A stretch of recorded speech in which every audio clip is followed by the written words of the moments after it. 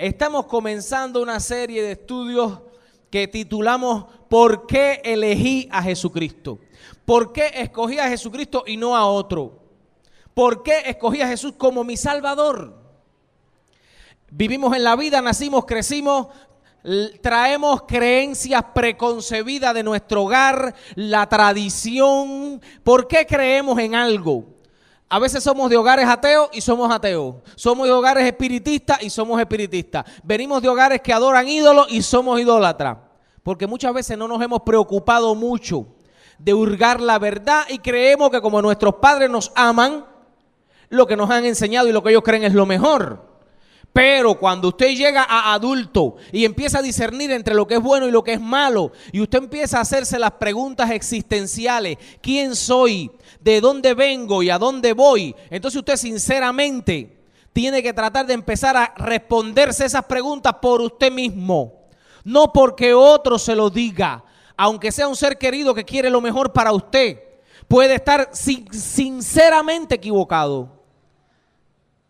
Por mucho amor que le tenga, una persona puede estar sinceramente equivocada, creyendo una cosa que era según él la verdad, pero no es la pura verdad, la verdad absoluta. Mucha gente dice, no hay verdad absoluta, las verdades son relativas. Pero mira, sí hay una verdad absoluta. Jesús dijo, yo soy el camino, la verdad y la vida. Nadie va al Padre, nadie va al cielo si no es a través de mí.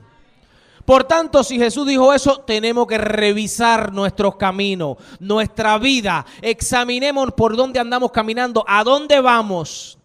No importa tanto de dónde venimos como a dónde vamos. Por eso estamos haciendo esta serie de estudios, porque queremos respondernos, número uno, a nosotros mismos. Y aparte de eso, tomar una idea de cómo podemos hablarle a nuestros seres queridos, a nuestros amigos, a nuestros vecinos, de por qué elegimos a Jesucristo. ¿Por qué elegí a Jesús? Porque Él me sanó, porque Él me sacó de tal problema, porque Él me sacó de tal vicio, porque entiendo que he estudiado y no hay otro camino. Muchos escogieron a Jesús porque lo sanó, pero decíamos sí, pero hay otra gente por ahí que con el poder del diablo sanan. Y entonces si tú le dices a alguien, yo elegí a Jesús porque Él me sanó, el otro te va a decir, pues yo elegí a San Lázaro porque Él me sanó.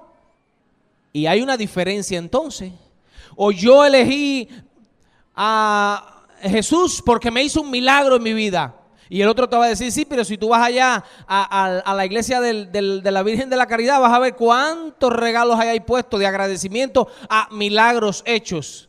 Nosotros no negamos la realidad de que existen cosas sobrenaturales fuera de Jesús, pero tenemos que estar claros de que hay dos reinos, espiritualmente hablando. El reino de la luz y el reino de las tinieblas. En el reino de la luz está el Rey de Reyes y Señor de Señores, el Dios Todopoderoso. Nadie por encima de Él, nadie puede con Él. Pero en el reino de las tinieblas está Satanás y sus demonios.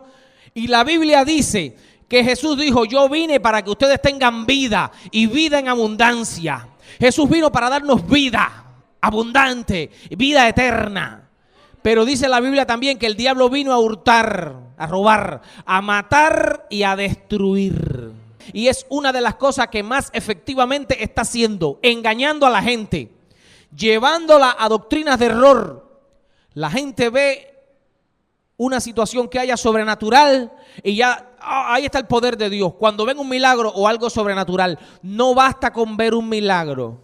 Hay que ver de dónde viene la fuente del poder de ese milagro. He ahí la clave. Prefiero morirme y podrirme con Cristo en una cama a que el diablo haga un milagro en mi vida. Porque mal paga el diablo a quien bien le sirve. Porque Cristo me da vida eterna. Y si me muero en una cama con Él, me voy para el cielo con Él. Pero si el diablo me da salud y me da dinero, y usted sabe cuántos deportistas y cuántos músicos hay por ahí, y usted ve los carritos de último modelo con un trapito colorado abajo el tubo de escape. Puedes ponerle una bandera colorada, pero estás en las manos del enemigo. Estás diciendo con eso, a mí me protege el diablo. ¿Y de qué vale que el hombre gane el mundo entero si pierde su alma? Ese versículo es demoledor en la Biblia. Jesucristo dijo, ¿de qué vale que el hombre se gane el mundo entero, la gloria, la fama, el placer, la fortuna, el poder, si pierde su alma? Porque en esta vida vivimos 60, 70, 80 o 90 años, pero la eternidad no se mide en años. La eternidad es la eternidad. Y yo quiero estar seguro del lado de acá el día que me toque ir a la eternidad. Por eso estamos haciendo estos estudios. ¿Por qué elegí a Jesús? Para que entiendas que trasciende que Jesús me haya sanado, que trasciende que Jesús me haya quitado un vicio o que me haya hecho un milagro, porque de manera engañosa el diablo también con poder limitado sana y hace milagritos. Pero él los hace para engañar a la gente y para que la gente quede esclava a cosas que a Dios le desagradan. He ahí el punto. Todo lo que el diablo hace, sea envuelto en religiones, en filosofías o en lo que sea, es para tratar de desviar la atención de Jesucristo, la verdad, el camino y la vida. Y lo puedes notar enseguida. Cada vez que ves una falsa religión o una falsa filosofía, le tratan de dar de lado a Jesucristo. ¿Por qué? Cualquiera sea el motivo por el que vinimos y elegimos a Jesús, tenemos que ir más allá para hablarle a nuestros seres queridos y a nuestros amigos. Porque te pueden responder así como te dije ahorita. Creo en Jesús, no, por tradición, crecí en la iglesia. No, eso no basta. Dios no tiene nietos. Dios quiere hijos. Me sanó, sí, Él me sanó. Eso para ti es una prueba en tu vida. El testimonio que viste en otro, me convertí porque fulana era una bandolera o fulana era una drogadita perdida, borracha, recoge cabo. Y mira hoy lo que es porque Jesucristo cambia a la gente. Si Jesucristo no cambiara a la gente, a mí no me interesa. Y si tienes en tu barrio a alguien convertido y dice que se convirtió y que cambió, tiene que verse el cambio. No puede seguir siendo el mismo de ayer. Porque no estamos hablando de que nos metimos a una cosa para por nuestras propias fuerzas portarnos bien. No, Jesús cambia. A través del poder del Espíritu Santo en tu vida, Jesús te cambia. Si no hay cambio, hay que revisar qué pasa en tu vida. Hermano, es difícil cuando alguien ha visto un milagro, aún hecho por el enemigo, por el diablo. Pero ellos vieron una manifestación sobrenatural. La gente no es dada a ver todos los días cosas sobrenaturales. Y cuando ven eso, se impresionan y creen que allí está la verdad. Pero qué buena es la Biblia que nos dice, Jesús nos advierte, no crean a todo espíritu. Oye, si un día estás acostado a las 12 de la noche en la cama en oscuridad y se te aparece una luz y se te aparece alguien vestido de blanco y resplandeciente, no te impresiones. Se impresiona la gente normal. Tú no te puedes impresionar. Ven a oír lo que te dice primero. Oye, yo soy el espíritu de tu abuelita que vengo a darte consuelo y a completarte la media unidad que te falta. Y ahí mismo tú le dices, Satanás, te conozco, te reprendo, te largas de aquí en el nombre de Jesús. Porque la Biblia dice que Satanás se transforma en ángel de luz. No olvides esto, Satanás es engañador. No va a venir echando candela con 2 tarros y con un rabo como lo pinta la imaginería medieval. Que es lo que a veces mucha gente se equivoca. Si el diablo es malo y la hechicería es mala y la idolatría es mala, el diablo va a venir feo. No. La Biblia dice bien claro, no es maravilla, Satanás se transforma en ángel de luz. ¿Para qué? Para engañar. Entonces, ¿cómo yo puedo? Por eso es que alguien me decía ayer, necesitamos discernimiento de espíritu. Para saber qué espíritu es de Dios y qué espíritu no es de Dios. Para cuando tengas un sueño sepas si es de Dios o no es de Dios. Pero eso se alcanza leyendo la palabra de Dios. Pero si la Biblia es clara, cuando tú dominas la palabra de Dios, ya tú te recuerdas enseguida que pase eso. Espíritu que se te aparezca dándote mucha gloria a ti. Tú eres bueno, tú eres bárbaro. No, aquí el único bueno es Jesucristo. A mí no me vengas a piropear, Satanás. No me interesa que me piropes. No, que yo vengo, que para sanarte, que ese dolor que tú tienes. Espérate, ¿en nombre de qué? ¿Quién tú eres? ¿En nombre de quién vienes? Confiesa que Jesucristo es Señor y es Rey. No, vamos a dejar a Jesús a un lado. Te vas tú para un lado. Estemos claros. Jesucristo dijo también que muchos iban a venir en su nombre diciendo que eran Cristo. Y por ahí eso está de moda, como hay gente diciendo que es Jesucristo, o que es su encarnación, o que tú mismo puedes llegar a ser Dios. Entonces, ¿por qué elegí a Jesucristo?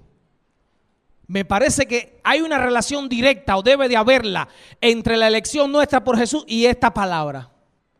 Y en esta mañana yo quiero decirte, vamos a basarnos en la palabra para ver cómo la palabra nos da respuesta a por qué elegimos a Jesús. Voy a leer en Isaías 40 y en otro lugar. Isaías 40, verso 8. Sécase la hierba, marchítase la flor, mas la palabra del Dios nuestro permanece para siempre. Se seca la hierba, se marchita la flor, se marchita la juventud, se marchita la belleza, se marchita el ser humano, se arruga, se encoge, se vuelve un montoncito de huesitos y polvo, pero la palabra del Dios nuestro permanece para siempre. Mateo 24, verso 35. El cielo y la tierra pasarán, pero mi palabra no pasará. El hecho de que hayamos elegido a Jesús tiene una relación directa con la Biblia. ¿Por qué? ¿De dónde sabemos de Jesús? ¿De dónde tenemos la historia? ¿Dónde se escribe de Jesús? ¿Dónde Él dejó sus mandamientos escritos? ¿Dónde Él lo puso todo? ¿Dónde sabemos cómo vino la salvación a esta tierra? ¿De qué libro? De la palabra de Dios. Y ahora te voy a decir lo mismo. ¿Por qué elegiste a Jesucristo? Te pregunta un amigo o un vecino. Oh, yo lo elegí porque en la Biblia está escrita la historia de Él. Y Él te va a decir, ¿y qué de especial tiene la Biblia? ¿En qué se diferencia del Corán? ¿O en qué se diferencia del libro de los Vedas, de los hindúes? ¿O en qué se diferencia de los escritos de Confucio? La Biblia es un libro más, te pudieran decir. Pero efectivamente, nuestra fe en Jesús depende ampliamente de la confiabilidad que tenga la Biblia. Porque efectivamente, el escéptico, el que no cree, el burlón te va a decir, ¿y por qué tú confías tanto en un libro? ¿Cuándo lo escribieron? Tú sabes, tú lo viste el que lo estaba escribiendo. Tú sabes que se lo inspiró Dios a la persona que lo escribió. ¿Por qué tú sabes que ese libro es sagrado? De hecho, en estos momentos se escribió una novela que está haciéndole mucho daño a la gente que no sabe mucho. Se llama El Código Da Vinci. Pero esto es una novela que escribe un escritor, pero lo malo que tiene es que el hombre pone en el prólogo que todo lo que dice el libro es verdad. Fíjese esto, es una novela, pero el hombre dice en el prólogo que él se metió en la biblioteca del Vaticano, allí en Roma, y se puso a hacer investigaciones de una pila de libros antiguos, y que él reconstruyó la historia de Jesús y de los primeros discípulos. Y que todo es mentira y que todo es un cuento, que Jesucristo era un hombre cualquiera, que Jesucristo tuvo amores con María Magdalena y que cuando Jesús estaba en la cruz crucificado, que sí que era verdad que él estaba en la cruz crucificado, María Magdalena estaba embarazada y todo este tipo hace toda una desmitificación, quiere quitar todo lo sobrenatural, pero el tipo es inteligente y escribe bien. Por eso es que Pablo nos decía en una de sus epístolas, mirad que nadie os engañe con huecas sutilezas y filosofía que hay hombres que saben hacer.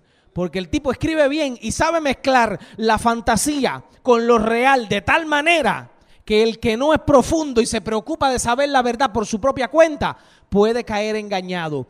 Si tú no lees la Biblia y lees ese libro, puede que seas engañado. Ah, si tú profundizas aquí, ya la cosa es distinta. Por eso es que insistimos tanto, Señor, he aquí la verdad. Y este libro propone todo este tipo de blasfemia que efectivamente cuando lo cogen la gente seria, los críticos le desbaratan. Por ahí hay un folletico que trae todas las mentiras, todas las inexactitudes históricas que él ha inventado, pero que dice en el prólogo que son verdad. Y ahora lo más gracioso es que Hollywood está terminando una película respecto al Código Da Vinci. O sea que cuando la película salga todavía va a ser más popular esto. Ahora cuando usted mira a dónde apunta este libro, a tumbar a Jesucristo. ¿A dónde apunta? Si lo que está diciendo es que era un hombre normal, que no era Dios, que era un sinvergüenza, que embarazó a María Magdalena, ¿qué es lo que está haciendo? ¿A quién es el ataque? ¿A Jesucristo? Procura darte cuenta que cada vez que alguien ataque a Jesucristo, detrás está el diablo. Disfrazado de lo que sea, pero detrás está el diablo. Cuando alguien ataca a Jesús directamente, cuando alguien pretende mezclar a Jesús. Sí, Jesús está bien, pero también hay que mezclar a fulanita o a fulanito. Como dijimos en la clase pasada, Jesús es exclusivo. Jesús no se mezcla con nadie, no se liga con nadie. Jesús en la Biblia reclamó la adoración solo para Él, porque Él es Dios. Así que cuando alguien venga a añadirte o a mezclarte que también hay que adorar algo más aparte de Jesús, sea las tablas de la ley, sean los 10 mandamientos, sea la mamá de Jesús o el papá o el abuelo o quien sea, ahí analiza, párate y revisa qué dice la Biblia. Así que tenemos que tener cuidado porque en estos días ese libro va a ser popular y si se pone la película, la polémica se va a avivar. Y mucha gente de tu barrio, si ve la película, te va a decir, tú estás creyendo en una falsedad, tú no viste la película. Jesucristo era un hombre normal, él andaba con mujeres también y esto y lo otro. ¿Qué vas a decir?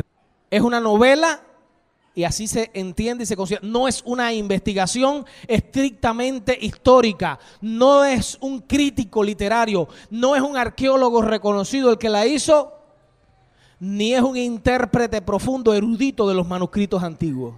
Simplemente mezcló ficción y realidad, pero mucha gente le va a creer y a mucha gente va a mandar al infierno este hombre. Pero tú y yo cuidémonos. La veracidad de la palabra, incluso lo que dice es que la Biblia exageró. Que la Biblia la fueron armando y recopilando y tiempo después le fueron añadiendo cosas milagrosas a Jesús. Y nacimiento sobrenatural y que resucitó sobrenatural y que subió para el cielo y que todo eso son inventos, leyendas que le añadieron, pero que la Biblia al principio no tenía nada de eso, que solo hablaba de Jesús como un hombre natural. Cuidado. Entonces vemos que hay una cantidad enorme de ataques a la Biblia desde la antigüedad hasta hoy. Entonces, ¿qué es lo especial que tiene la Biblia? La Biblia es donde encontramos la verdadera historia de la salvación. La Biblia es un libro que puede tener de psicología, de filosofía, de ciencia, pero lo principal no es un libro de eso. La Biblia es un libro de redención. La Biblia te habla de cómo la gente cayó y cómo la gente puede ser salvada. Ese es el tema central de la Biblia, en la persona de Jesucristo. Por tanto, como mismo se ataca a Jesús, se ataca a la Biblia. Pero atacan la Biblia a la gente que no sabe mucho, lamentablemente. La gente que repite como una cotorra lo que ha oído en la escuela o lo que le ha dicho otro que tampoco ha estudiado mucho. La gente no se sienta a leer los libros serios de gente reconocida, de arqueólogos que han estado toda su vida metidos allí, escarbando y buscando evidencias. Porque en la vida, amigo, hermano, lo más importante es encontrar evidencias. Estamos viendo el programa CSI. ¿Y qué es lo más importante para dilucidar un crimen? Evidencias. Si no hay evidencia, las cosas no están claras. Pero la Biblia, alguien dijo una cosa muy linda. Los brazos de la cruz son todavía lo suficientemente fuertes como para que coloquemos en ellos nuestro destino. Todavía yo puedo basar mi vida en lo que dice la palabra de Dios. Porque con el crecimiento de la arqueología y de las técnicas para rescatar, ha crecido muchísimo más la confiabilidad de la Biblia. Entonces mi pregunta es, la Biblia es el libro de donde sabemos de Jesús, de donde oímos sus mandamientos. El Antiguo Testamento nos narra la historia de cómo llegó la salvación a este pueblo, cómo vino Jesús, cómo las profecías del Antiguo Testamento se cumplieron en Jesús, cómo todavía hay profecías poderosas por cumplirse. Entonces es bien importante que sepamos por qué la Biblia es mejor que cualquier otro libro. Bueno, hay una primera, no vamos a hablar como para el cristiano. Yo te puedo decir, la Biblia es inspirada por Dios. Desde que tú la lees te das cuenta que es distinta. Si has tenido oportunidad de leer cualquier librito de estos sagrados de otra gente, no sé si has tenido la oportunidad, yo sí la he tenido, leer los libros de la religión hindú, del budismo, libros de Confucio, el Corán de Mahoma, que son principalmente esos, los llamados libros sagrados, libros de Elena de White, la profeta de los adventistas, libros de los mormones, el libro del Mormón. Cuando tú lees todos estos libros, si eres un cristiano que tiene el Espíritu Santo, te das cuenta de la evidente falta de inspiración. ¿Qué es inspiración? La Biblia, aunque fue escrita por hombres, fue inspirada por Dios. Y tú te das cuenta que la Biblia es radicalmente distinta y te desafío a que busques cualquier libro de eso. Podrás encontrar refranes, podrás encontrar sentencias morales interesantes, pero inspiración, no lo vas a encontrar. La Biblia es radicalmente diferente a esos libros por su inspiración. Es palabra de Dios. No anda en mitología, no anda en inventos. La mayoría de esos otros libros te das cuenta que inventan muchas cosas. Y si son los libros más antiguos, ni hablar de eso. Tú te das cuenta enseguida que hay mucha mitología mezclada, politeísmo, muchos dioses, muchos inventos, muchas cosas. Pero la palabra de Dios es radicalmente diferente. Cree en un solo Dios, creador de todo lo que hay y punto. De ahí para allá todo es posible por Él y punto. No se complica la vida. No se preocupa de demostrar que Dios existe. Desde el primer versículo la Biblia nos está diciendo que Dios está ahí. Y es el que llena y controla todo. Está bien, Daniel, tú dices que la Biblia es inspirada por Dios, pero ¿por qué es exquisitamente diferente de los demás libros? ¿Por qué tú puedes decir que es superior a los demás libros? La Biblia ha sobrevivido persecuciones espantosas. Ningún otro libro ha sufrido tanta persecución como la Biblia. Ningún otro. Por siglos persecución. Quemada en la hoguera. Increíblemente la propia iglesia católica que reclamaba que era la sucesora de Pedro y que reclamaba que viene de la Virgen y todas estas cosas, quemaba la Biblia en la hoguera. ¿Por qué? Las persecuciones de los césares romanos, hogueras enteras, el cristianismo fue declarado una religión no grata y donde mismo se quemaban los libros cristianos y las Biblias, se quemaban los cristianos también. Antes aún de Jesús, durante las guerras macabeas, Antíoco Epífanes, un llamado casi anticristo, se le pudo decir el anticristo del Antiguo Testamento, hizo una persecución tan espantosa, odió tan terriblemente al pueblo judío que lo oprimió, lo persiguió, sacrificó un cerdo en el altar del templo para deshonrar, para profanar el altar. Y tuvo una persecución espantosa, trató de acabar con todos los sacerdotes para que la Biblia no fuera reproducida, para que se acabara de raíz la religión judía. Quemó todos los libros que pudo encontrar en aquel tiempo. Es un verdadero milagro que la Biblia haya llegado hasta nuestros días. Es un verdadero milagro de que Dios la preservó sobrenaturalmente. No solo por la persecución. Un filósofo burlón y ateo como Voltaire, el francés, cuando llegó la Ilustración, este hombre se burló y dijo: la Biblia está llena de errores y de defectos. Dentro de 100 años, la Biblia va a ser un libro muerto que nadie lo va a leer ni a nadie le va a importar. 100 años después, Voltaire murió y en la casa donde vivió Voltaire, la Sociedad Bíblica la compró y se instaló una librería para vender la Biblia. Dios le calla la boca a la gente. Y Voltaire estará lamentándose en estos momentos. Porque Voltaire ahora mismo está consciente, usted lo sabe. Usted sabe que somos eternos, ¿no? Creamos en Dios o no creamos en Dios. Amemos a Dios o le odiemos, somos eternos. Quisiera mucha gente no ser eterna para no tener que enfrentarse a Dios. Pero amemos a Dios o le odiemos, le bendigamos o le maldigamos. El día que nos muramos, no se acabó todo ahí. Ahí es que empieza la película. Esto que estamos viviendo es la introducción de la película. La eternidad es la película. Pero lamentablemente, a donde vayamos en la eternidad, lo definimos aquí en el prólogo. ¿Qué vamos a hacer estando vivos con Jesucristo? Eso es lo que define la vida. Y entonces, la palabra de Dios no solo ha sido el libro más asombrosamente perseguido y que más asombrosamente ha sobrevivido a esta persecución, de tal manera que hoy la tenemos, sino que ha sido el libro que más copias antiguas tenemos de él. Hay más de 150,000 manuscritos antiguos de la palabra de Dios. Ningún otro libro de la literatura antigua de la tierra tiene tantos manuscritos antiguos como la Biblia.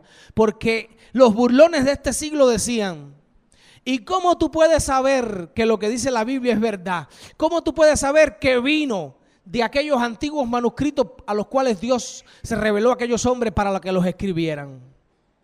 Y usted sabe lo que sucedía, que el texto más antiguo que teníamos de la Biblia databa del año 800 después de Cristo.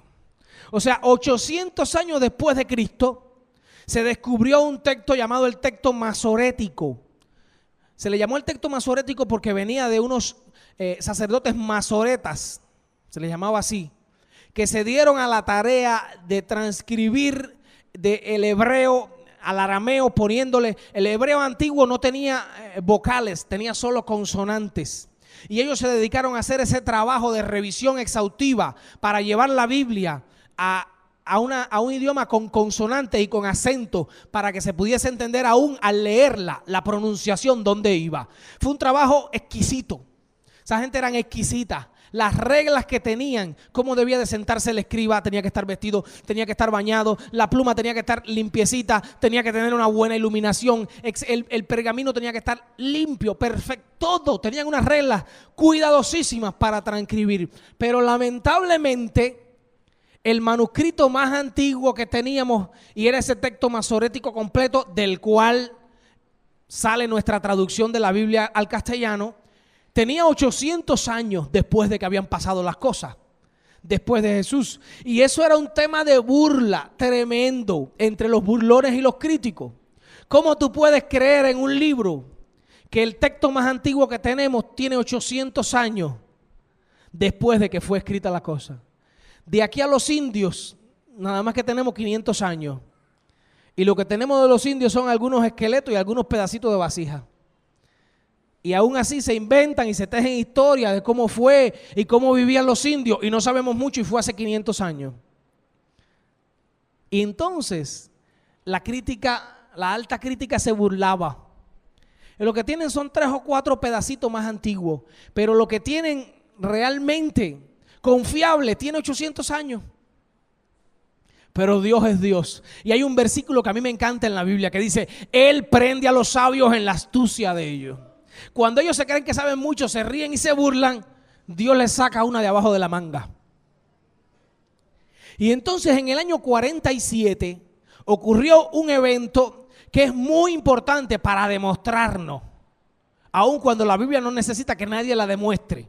Porque si usted por fe cree en la Biblia, usted va a ver al Dios de la Biblia operando en su vida.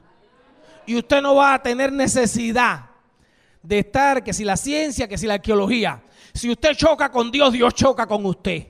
La Biblia dice: acercaos a Dios y Él se acercará a vosotros.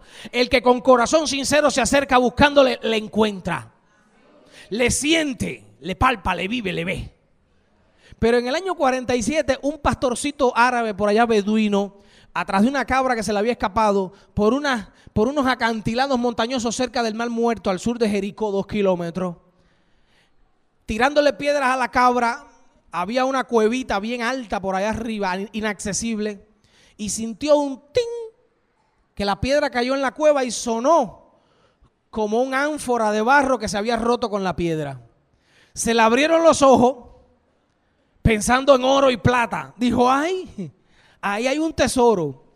Y se buscó el trabajo. Yo tengo las fotos de la cueva de Qumran, y es verdad que están bien altas, es como un barranco así, y unas cuevitas así allá arriba. Pero el muchacho buscó y se metió.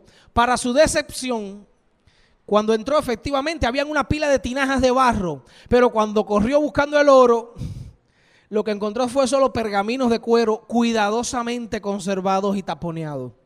Pergaminos de cuero, rollos, papiros escritos, muchos papeles. Y dijo: bueno, quizás algún arqueólogo loco de esto me quiera dar algún dinerito. Y efectivamente fue a Belén y encontró a un religioso allí y le vendió 3 de las tinajas. Cuando el hombre vio aquello, todavía no estaba muy seguro de lo que tenía en la mano. Era el arzobispo en Belén allí, de la iglesia ortodoxa. Pero tiró fotos y se las mandó a William Albright, Albright era en ese momento la mayor autoridad en arqueología en toda la tierra de Israel y Egipto. Era el hombre de mayor autoridad en lo que tiene que ver con arqueología, con todo lo que se haya encontrado allí. Cuando le mandó eso a Albright, y Albright nada más que lo vio, le dijo: felicidades, creo que has hecho el mayor descubrimiento arqueológico de manuscritos de toda la historia bíblica. Cuando ya se revisó, estaba el texto de Isaías completo escrito en un rollo de cobre. A veces eran papiro, a veces eran pergamino, a veces se cogía una plancha de cobre, se aplastaba, se estiraba. Era un rollo de 8 metros de largo. Y ahí se grababa con un cincel el escrito. Ahí estaba el libro de Isaías entero. Cuando Albright nada más que lo miró, le dijo: esos manuscritos son de 200 años antes de Cristo. Originales de 200 años antes de Cristo. Ese descubrimiento echó por tierra una pila de teorías que algunos críticos y burlones bíblicos habían establecido, porque como no había manuscrito, ellos decían lo que les parecía. Y si hablaban con argumentos aparentemente científicos, la gente les creía y les respetaba. Pero ese descubrimiento en las cuevas de Qumran echó por tierra una pila de teorías que ya se habían formulado las escuelas ateas. Ya ahora sí teníamos textos contemporáneos de aquella época. Cuando se comenzó la labor de traducción, se comprobó que asombrosamente el texto masorético 800 años después, 1000 años después, el que nos llegó a nosotros hasta hoy, era asombrosamente ahí coincidente con aquellos textos. Pequeñas variaciones de una letra en la copia, en algo, pero estamos hablando del sentido de la palabra, estaba estrictamente como es. Por tanto, pudimos confiar en que la Biblia fue transmitida fielmente. De hecho, la evidencia de arqueológica a favor de la palabra de Dios es poderosa. Posteriormente se han ido encontrando códices, manuscritos, etcétera, etcétera, etcétera, en muchísimos lugares que lo que hacen es ampliar, completar, corroborar la fiabilidad de las escrituras. Pero yo tengo aquí un libro, muchos de ustedes lo tienen, que se vendió hace tiempo, Evidencia que exige un veredicto, de Joshua McDowell. Si usted lo tiene, usted puede después hacer un análisis de lo que él dijo ahí. Joshua McDowell dijo: si alguien va a dudar de la Biblia, tiene que dudar de todos los libros, porque ningún otro libro antiguo tiene tanta evidencia a su favor como la Biblia. Y él hizo una descripción ahí de varios clásicos de la literatura, que usted a veces los lee y se cree que todo es una maravilla. Y yo voy a enseñarle. Le voy a decir de algunos para que se den cuenta de algo. Los libros de César, la más temprana copia tiene 900 años después y solo hay 10 copias de él. De Platón, la más temprana copia también es del año 900 y él era 200 años antes de Cristo. Solo hay 7 copias. Y así, de los clásicos de la literatura, Heródoto, igual, ninguna copia es inferior al 850. Y ellos vivieron incluso 1300 años después, 1400, 1100, 1600. Aristóteles, 1400 años y solo hay 5 fragmentos. Ahí está toda la lista si alguien la quiere ver con curiosidad después. Lo que le estoy diciendo es los clásicos antiguos, de los libros clásicos antiguos. Usted lee la Ilíada de Homero y lee el otro y el otro y todo el mundo está de acuerdo en que esa es la versión. Sin embargo, hay solo unos pocos manuscritos. La Biblia tiene más de 150,000 fragmentos, códices, pergaminos, etcétera, etcétera, etcétera, por todo regado por el mundo entero. Es el libro que más copias tiene, a pesar de ser el libro que más persecución tuvo contra él. La arqueología ha probado asombrosamente todas las historias que dice la Biblia.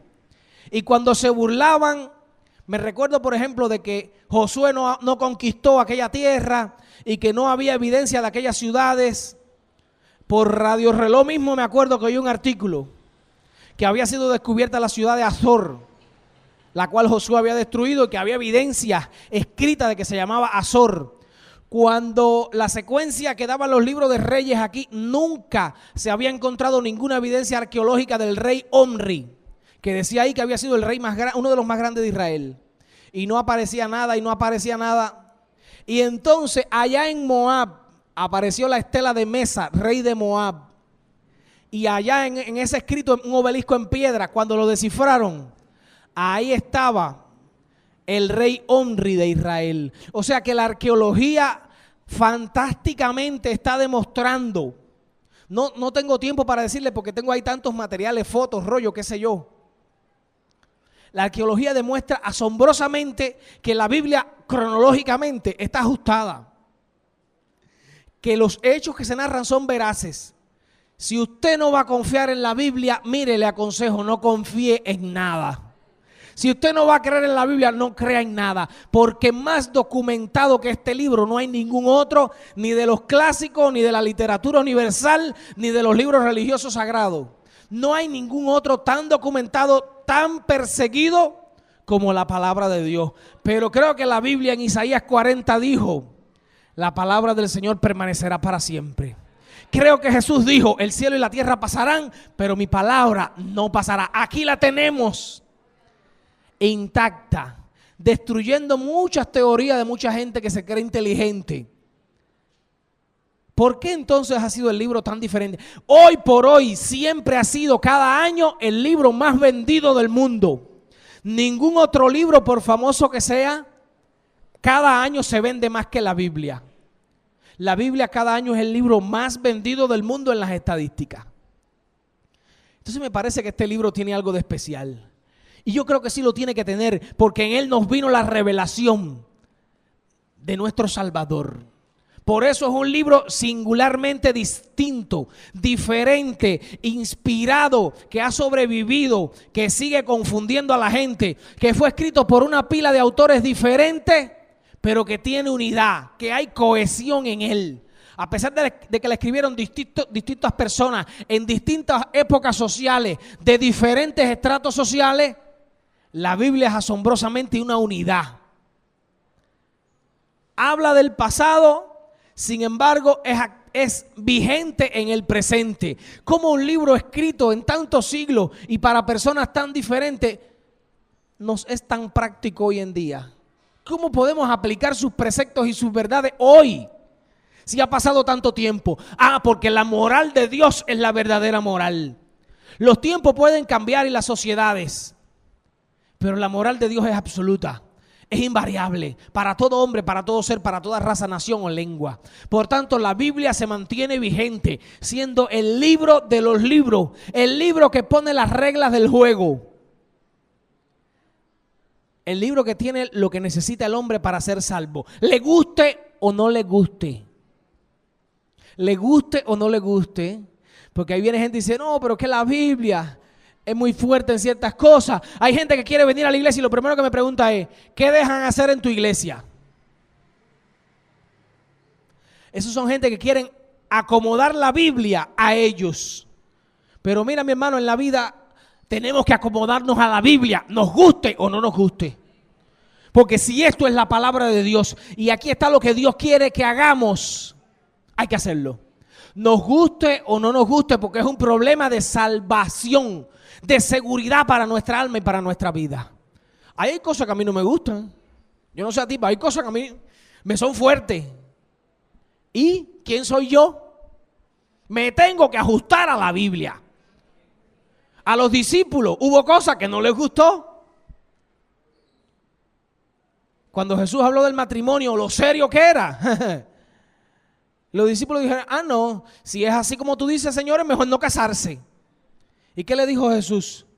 El que sea capaz de recibir esto, que lo reciba. En otras palabras, si te gusta bien y si no también, estas son las reglas. Por tanto, no enseñes a la gente facilismo. Ven a la iglesia y haz lo que te dé la gana. No, ven a la iglesia y haz la voluntad de aquel que te salvó. No estamos aquí para hacer nuestra voluntad. Estamos aquí para salvarnos, para guardar sus mandamientos por amor, por agradecimiento, no por imposición. Yo no guardo los mandamientos de la Biblia para ser salvo. Yo guardo los mandamientos de la Biblia para agradar a Jesús, que fue el que me salvó. Mi salvación depende de lo que hizo Jesús, no de que yo cumpla cosas. Yo cumplo cosas, hago o dejo de hacer cosas para agradarlo a Él, en agradecimiento a lo que Él hizo por mí. Gracias, Señor, porque preservaste esta palabra de tal manera que hoy los cristianos podemos pararnos tranquilos y desafiar a cualquiera que diga que su libro o que mira, esto es palabra de Dios, fuera de aquí no me hable. Está demostrado, la más perseguida, la más controvertida, contra la que ha habido más ataques de todo tipo, pero hoy como ayer sigue siendo el faro que guía a la humanidad, la brújula. Aquí está escrito todo lo que tú necesitas saber y se te juzgará por lo que dice este libro. Por tanto, si un día te van a juzgar en un lugar, es mejor que tú sepas tus deberes y tus derechos. Están aquí. Lo que se te va a pedir allá arriba en el cielo está aquí. Así que yo doy gracias en esta mañana por la palabra de Dios. Porque es exclusiva, porque es diferente, porque nos demuestra que cuando la comparamos con todo lo demás, hay algo sobrenatural en este libro. Si voy a confiar en algo, creo que esto es lo mejor en lo que yo puedo confiar. Amén. Así que en esta mañana creo que yo elegí a Jesús también, porque el libro que me habla de Él es confiable. Está escrito 2000 años hace, pero es confiable. Y yo doy gracias a Dios porque ese libro llegó a mi mano en mi idioma. Hay lugares, hermanos, que lo que tienen son pedacitos de la Biblia. Hoy, etnias apartadas y lugares que la Biblia lo que hay son pequeños fragmentos básicos que no la tienen en su idioma. Y usted y yo tenemos la Biblia entera en nuestro idioma, la podemos estudiar y la podemos entender. Así que dele gracias a Dios y dígale: Señor, gracias porque me llegó tu evangelio y me llegó escrito completico como es en mi lengua nativa. No tengo que estudiar ningún idioma, ahí la puedo tener para saber de ti, para saber qué tengo que hacer para salvarme. Así que yo doy gracias a Dios en esta mañana porque elegí a Jesús, porque creo que de todos los libros del universo, este es el más confiable, porque es distinto totalmente, porque su historia, su transmisión, su inspiración es totalmente distinta a la de cualquier otro libro. La historia de la palabra de Dios nos da la seguridad de que precisamente es eso mismo, palabra de Dios. Así que en esta mañana entendamos que elegimos a Jesús, porque de donde nos viene Jesús es un libro en el cual podemos confiar. Amén.